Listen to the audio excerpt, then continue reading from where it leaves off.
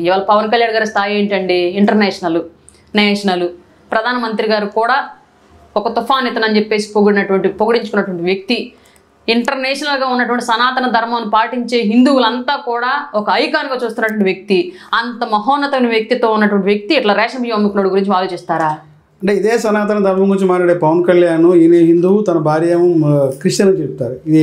ఇది ఎక్కడ న్యాయం చెప్తారు? నా సనాతన ధర్మం నాకేం నేర్పించిందో క్లియర్గా చెప్తాను. నాకే కాదు, మీకే కాదు, ఇంకెవరికైనా సనాతన ధర్మం నీ మతాన్ని నువ్వు పూజిస్తూ పరమతాన్ని నువ్వు గౌరవించో నేర్పించింది. అందులో భాగంగానే పవన్ కళ్యాణ్ గారు ఆయన ధర్మాన్ని ఆయన పాటిస్తూ ఆయన భార్య యొక్క ధర్మాన్ని కూడా గౌరవిస్తూ కలిసి కాపురం చేసుకుంటూ ముందుకెళ్తున్నారు. హిందూ మతం ఏమి వేరే ఏదైనా మతాల్లాగా నీ మతాన్ని మాత్రమే నువ్వు ప్రేమించి ఇతర మతాన్ని ద్వేషించు, హింసించని ఎక్కడ చెప్పదు. కాబట్టి పవన్ కళ్యాణ్ గారు హిందూ ధర్మాన్ని పాటించే వ్యక్తి కాబట్టి ఆయన భార్య గారు క్రైస్తవ మతాన్ని చెందిన వ్యక్తి అయినప్పుడు కూడా ఆమెను గౌరవిస్తూ అంతే ఆదర్శ దంపతుల్లాగా ముందుకెళ్తున్నారు. అందుకని నా ధర్మం గొప్పది, నా సనాతన ధర్మం గొప్పదని ఇవాళ కూడా గర్వంగా చెప్పుకుంటున్నాం. మేము సనాతన ధర్మం కాపాడుతారంటారా పవన్ కళ్యాణ్ గారు? ముమ్మాటికి అండి. ఎందుకంటే మతం గురించి మాట్లాడితే మైనారిటీ మతాల వాళ్ళు మాట్లాడితేనేమో ఒక విప్లవం, హిందూ ధర్మం గురించి మాట్లాడితేనే ఒక మత ఛాందసవాదం అని చెప్పేసి ఇప్పటి వరకు వ్యవస్థలు సో కాల్డ్ సెక్యులరిస్టులు అంతా మాట్లాడుతూ వచ్చారు. దాన్ని బ్రేక్ చేస్తూ మేజర్ కమ్యూనిటీగా ఉన్నంత మాత్రాన నా మతం గురించి నేను మాట్లాడకూడదా, నా మతానికి అన్యాయం జరుగుతున్నా సరే నేను గొంతెత్తకూడదా అని చెప్పేసి, నా ధర్మానికి అన్యాయం జరుగుతున్నప్పటికీ కూడా ఖండించకూడదా అని చెప్పేసి మొట్టమొదటి గొంతెత్తినటువంటి వ్యక్తి పవన్ కళ్యాణ్ గారు దేశవ్యాప్తంగా. అట్లాంటి వ్యక్తి ఇవాళ ఒక ధర్మం గురించి ఒక కట్టుదిట్టమైనటువంటి ఒక బోర్డు రావాలి, ఒక పరిరక్షణ వ్యవస్థ రావాలి అని చెప్పేసి పూనుకున్నప్పుడు చిత్తశుద్ధితో ఉన్నటువంటి నాయకుడు కాబట్టి తను అనుకున్నది సాధించి తీరుతారని బలంగా నమ్ముతున్నాను నేను. ఇందాక మాట్లాడే టైంలో 150 మంది బోర్డులింగాలు బోర్డులింగం ఉన్నారు. వైసీపీ మాజీ ఎమ్మెల్యేంతా బోర్డులింగాలు అంటారు. ఎవరికేం ఉపయోగపడ్డారండి బోర్డులింగాలు కాక?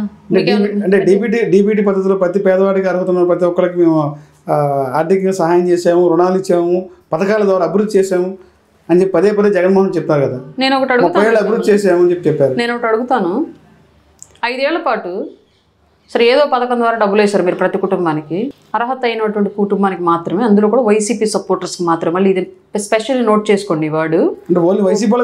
వాలంటీర్ల వ్యవస్థ ద్వారా వైసీపీ అనుకూల కుటుంబాలకు మాత్రమే పథకాలు అందాయి. అట్లాంటి పథకాలకు అర్హురాలయ్యుండి కోల్పోయిన వ్యక్తులు నేను కూడా ఒకదాన్ని.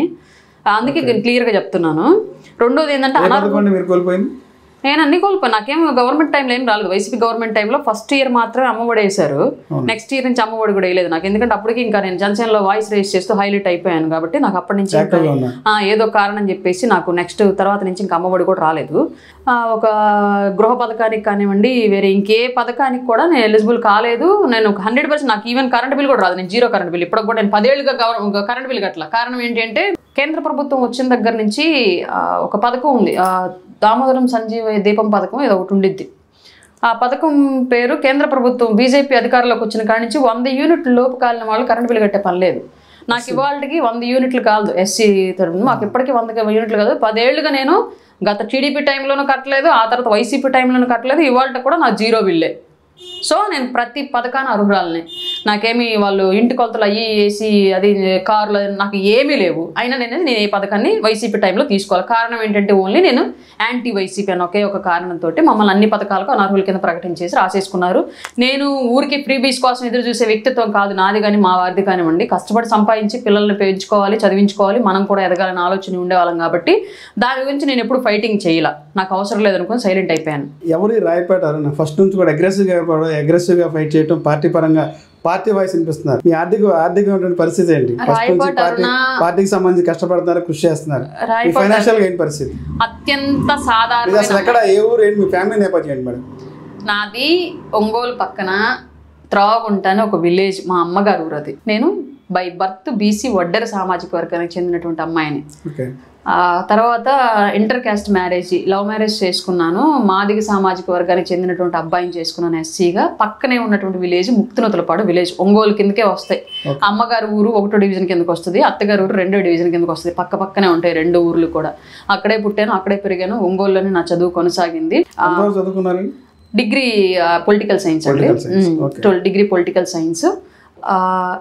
నాకు ఎలాంటి పొలిటికల్ బ్యాక్గ్రౌండ్ లేదు. ఫైనాన్షియల్ బ్యాక్గ్రౌండ్ వచ్చేటప్పటికి మిడిల్ క్లాసు. మా వారు పొగాకు వ్యాపారం చేస్తారు. నేను మొన్నటి వరకు మార్కెటింగ్ మేనేజర్గా ఉండేదాన్ని. ఒక 1.5 year నుంచి వదిలేశాను. ఓన్లీ రాజకీయాల కోసం జాబ్ వదిలేసి ఇప్పుడు కంప్లీట్గా రాజకీయాలకే అంకితమై ఉన్నాను. నాకు 3 పిల్లలు, వాళ్ళు చదువుకుంటున్నారు. ఇది నా ఫ్యామిలీ బ్యాక్గ్రౌండ్. దీంట్లో పెద్దగా గ్రాఫ్లు వేసి చెప్పడానికి ఏమీ లేదు. నేనేదో అగ్రెసివ్గా ఉన్నాను కదా అని చెప్పేసి నాకేదో పెద్ద వెనకాల బ్యాక్గ్రౌండ్లు ఏమీ లేవు. చిన్నప్పటి నుంచి స్కూల్ ఏజ్ నుంచి కూడా కొంచెం లీడర్షిప్ క్వాలిటీస్ ఉంటూ సొసైటీలో జరిగేటువంటి ఇబ్బందుల్ని కూలంకుషంగా అనాలిసిస్ చేసుకుంటూ ఇది ఎందుకు జరిగింది, ఇలా జరిగి ఉండొచ్చు కదా, ఇలా జరిగింది, ఇలా జరగడానికి కారణాలు ఏంటి అని ప్రతిదీ కూడా బోతద్ద పెట్టి పరిశీలించుకుంటూ వ్యవస్థలో ఉన్నటువంటి లోపాలను పరిశీలించుకుంటూ ఉండేదాన్ని.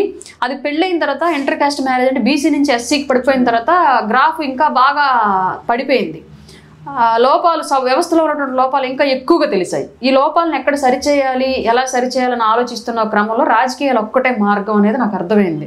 పోనీ ఇట్లాంటి మార్పు కోసం ప్రయత్నం చేసే పార్టీలు ఏమైనా ఉన్నాయా అంటే ఆ వయసులో ఏం కనిపించలేదు. రానున్న కాలంలో పవన్ కళ్యాణ్ గారు కనిపించారు నాకు ఆ దిశగా అడుగులు వేస్తున్నట్లుగా.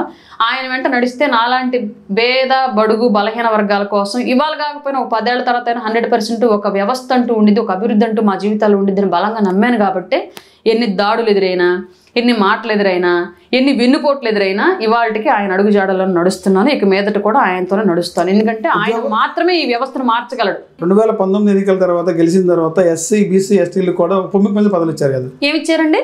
డిప్యూటీ సీఎం పదవి ఇచ్చారు. ఏం చేసుకోనండి? 4 గీసుకోనా అంటే ఇప్పుడు పవన్ కళ్యాణ్ అదే పరిస్థితి. పవన్ కళ్యాణ్ గారు అలా చేయట్లేదే పాలన. అంటే ఇప్పుడు చంద్రబాబు నాయుడు గారు ఎంత ఇస్తున్నారు పవన్ కళ్యాణ్ గారికి రైట్స్, స్టేట్ మీద కమాండ్కి కానివ్వండి, సొసైటీ కోసం పోరాటంలో కానివ్వండి, గవర్నమెంట్ తీసుకున్న నిర్ణయాల్లో కానివ్వండి. ఇవాళ పవన్ కళ్యాణ్ గారు రాష్ట్రం నుంచి కేంద్రం వరకు కనిపిస్తున్నాడు, వినిపిస్తున్నాడు, ఆయన చేసే పనులన్నింటికీ సాధిస్తున్నాడు. బట్ గతంలో పుష్పశ్రీవాణి గారు ఏం చేశారండి? ఎక్కడున్నారండి అసలు? చిన్న పనిలో అయినా సరే పుష్పశ్రీవాణి గారికి మనం ఉప ముఖ్యమంత్రి ఇచ్చాము, ఈవిడికి ఈ ప్రయారిటీ ఇవ్వాలి, ఈ సామాజిక వర్గాన్ని ఇలా ముందుకు తీసుకురావాలి. గిరిజన శాఖ మంత్రి కూడా చేశారు. ఏం చేశారండి గిరిజనులకి? గిరిజన శాఖ మంత్రి ఏం చేశారు? గిరిజనులకి ట్రైబల్ యూనివర్సిటీ తీసుకొచ్చారు. ఎక్కడ కంప్లీట్ అయిందా? దానివల్ల ఎంతమందికి అక్కడ జీవనోపాధి లభించింది? ఎంతమంది అప్పర్ లిఫ్టింగ్కి వెళ్ళిపోయారు? అంటే తెస్తే సరిపోద్దా? తెచ్చిందని కంప్లీట్ చేయాల్సిన అవసరం లేదా? ప్రతి చోట శిలా ఫలకాలు వేసాడు. ఫలకాలు ఉన్నాయి, వేసిన ప్రాజెక్టులు వేయండి. ప్రతి చోట చేసిన తప్పేంటి అంటే జగన్మోహన్ రెడ్డి వాళ్ళ ఓటమికి కారణం ఇది కూడా ఒకటి. పదవులు అయితే ఇచ్చాడు, కేవలం నీ కులానికి నేను ఒక పదవి ఇస్తున్నాను అన్నాడు. పదవి రెడ్డి తీసుకున్నా, ఇంకొక చౌదరి తీసుకున్నా, ఇంకొక ఎస్సీ తీసుకుని, ఇంకొక బీసీ తీసుకున్నా, పదవి తీసుకున్న వాళ్ళు ఏదో అటో ఇటో సంపాదించుకుంటారు తప్ప నువ్వు ఆ సామాజిక వర్గానికి చేసింది ఏంటి? ఫస్ట్ పదవి ఇచ్చిన వాడికి నువ్వు పవర్ ఇస్తే కదా. పవర్ లేని పదవులు ఏం చేసుకోవాలి? పవర్ లేకుండా వాళ్ళ సామాజిక వర్గానికి ఏం చేస్తారు? 100% జగన్మోహన్ రెడ్డి టైంలో జరిగింది అదే. ఏదన్నా వేరే సామాజిక వర్గానికి చెందినటువంటి రిజర్వేషన్ పరంగా టికెట్ ఇచ్చి గెలిచినటువంటి వ్యక్తులకు కూడా ఇతను బినామీ రెడ్డిలను అక్కడ కాపలా కుక్కల కింద పెట్టాడు. కొంతమందిని, చాలా మందిని గెడ్డివాన్ దగ్గర కుక్కలాగా ప్రతి చోట ఉందండి ఇదే పంచాయతీ. ఏ నియోజకవర్గం మంత్రులైనా సరే ఒక్కలండి. టక్టక్ మీరు హోమ్ మినిస్టర్ల పేర్లు చెప్పండి. సుచరిత, రెండో వాళ్ళు వనిత. ఎన్ని ప్రెస్ మీట్లు పెట్టారండి రాష్ట్రంలో?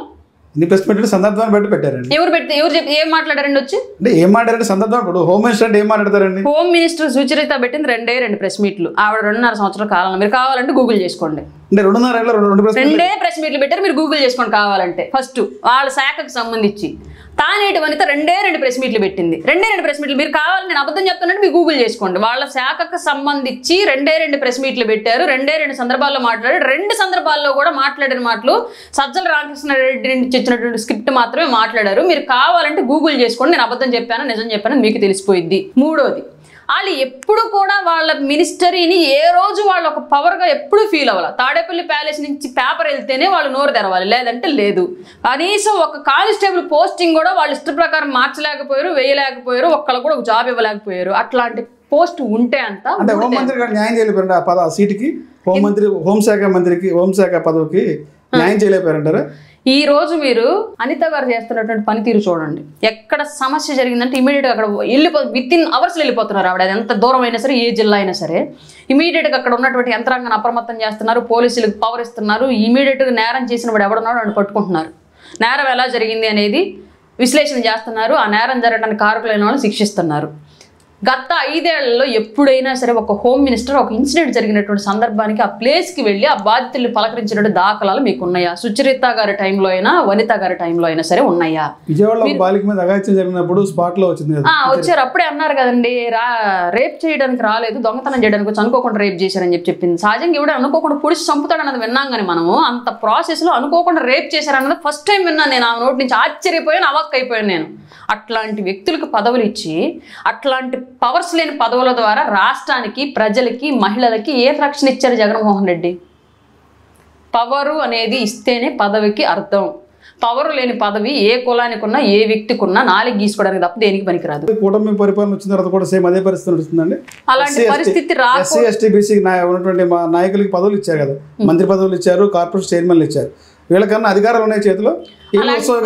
అలాంటి పరిస్థితి ఈ ప్రభుత్వం చేయదు, చేయకూడదు. ఇన్ కేసు చేయాలనే ప్రయత్నం చేసినా సరే ముందస్తు వార్నింగ్ లాగానే మొన్న హోమ్ మినిస్టర్ అనిత గారి విషయంలో పవన్ కళ్యాణ్ గారు ప్రస్తావిస్తూ నేను తీసుకుంటాను, అవుతుందా లేదా మీ వల్ల అని చెప్పేసి హెచ్చరించిన సందర్భాలు చూసాం మనం. దానికి కారణం ఏంటి అంటే హోమ్ మినిస్టర్ అనిత గారు చేయాలని ప్రయత్నిస్తున్నా వేరే ఏదైనా ప్రతిబంధకాలు ఆవిడకి అడ్డుపడుతున్నాయి ఏమో అని చెప్పేసి ఇండైరెక్ట్ గా ఆ ప్రతిబంధకాలకు ఆయన ఆ హెచ్చరిక పంపించారు. నేను తీసుకుంటే నన్ను ఎవరు ఆపలేరు కదా, ఆవిడ మహిళ కాబట్టి ఆపే ప్రయత్నాలు ఏమైనా చేస్తారేమో, ఆవిడ ఎస్సీ కాబట్టి ఆపే ప్రయత్నాలు ఏమైనా చేస్తారేమో, ఎవరైనా సరే అట్లాంటివి జరగకుండా నేను మాట్లాడుతున్నాను ఈ విషయం గురించి. ఒక హోమ్ మినిస్టర్గా ఆవిడ బాధ్యతలను ఆవిడని 100% నిర్వర్తించనివ్వండి, ఆవిడకి ప్రతిబంధకాలుగా ఎవరు మారద్దని చెప్పేసి ఆయన ఒక హెచ్చరిక పంపించారు.